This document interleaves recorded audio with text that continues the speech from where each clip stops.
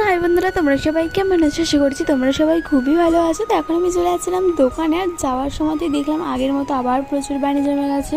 মানে খালি বর্ষাকালটা আসছে দেরি প্রচুর পানি জমে, আর কিছুক্ষণটা সাইড দিয়ে যাওয়া যাবে, তারপরেই পানিতে পা দিতেই হবে।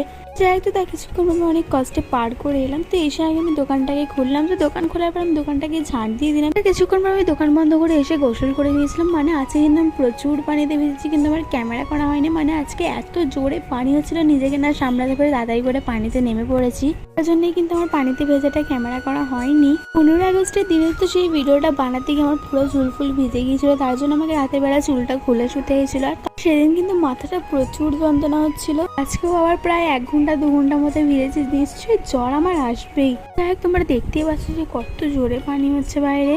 তারপর আমি আমার ছোট আব্বার মেয়েটাকে একটু দোলনা চাপাচ্ছিলাম। বিকেলবেলা সবাই চলে গিয়েছিলাম মোটা আলে মাছ ধরার জন্য। মোটা আলে কিন্তু প্রচুর পানি জমে গেছে, যে তোমরা দেখতেই পাচ্ছ আমরা কত সবাই মাছ ধরতে এসেছি। তোমরা দেখতেই পাচ্ছ আপা একটা কত সুন্দর মাছ ধরেছে। মানে এই মাছটা দেখে পুরো অবাক হয়ে গেছিলাম, কারণ মাছটা এত সুন্দর দেখতে লাগছিল, তোমাদেরকে কি বলবো। মানে ওর কালারটা একটু অন্য টাইপের। মাছটা কিন্তু দুটো সুরও আছে।